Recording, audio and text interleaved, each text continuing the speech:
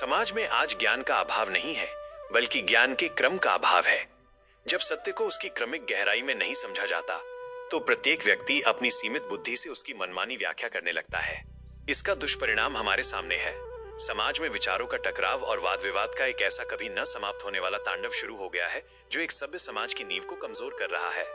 वास्तविक ज्ञान वो है जो सार्वभौमिक हो और सबके लिए एक समान हो। आइए इस ज्ञान को इसके सही क्रम से समझते हैं। विश्व कल्याण के लिए स्वतंत्रता की अनिवार्यता।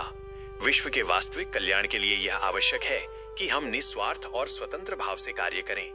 ये स्वतंत्रता केवल बाहरी बंधनों से नहीं, बल्कि व्यक्तिगत विषयों और मोह माया से मुक्ति है।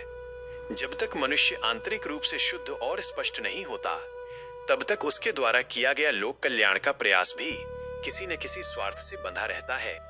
इस आंतरिक स्वतंत्रता या सच्ची आध्यात्मिक मुक्ति के लिए ज्ञान अनिवार्य है।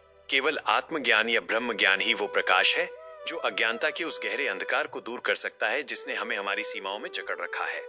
ज्ञान ही वो तलवार है जो बंधनों को काटती है, किंतु ज्ञान का यह प्रकाश हर मन में नहीं ठहरता।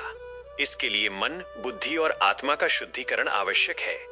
जैसे मैला पात्र अमृत को ग्रहण नहीं कर सकता, वैसे ही अशुद्ध अंतःकरण ज्ञान को आत्मसात नहीं कर सकता।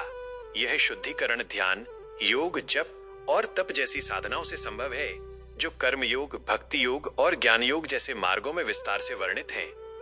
शुद्धिकरण की यह प्रक्रिया तभी पूर्णता को प्राप्त होती है जब व्यक्ति पूर्ण समर्पण के साथ अपने अहंकार और स्वार्थ का त्याग कर देता है।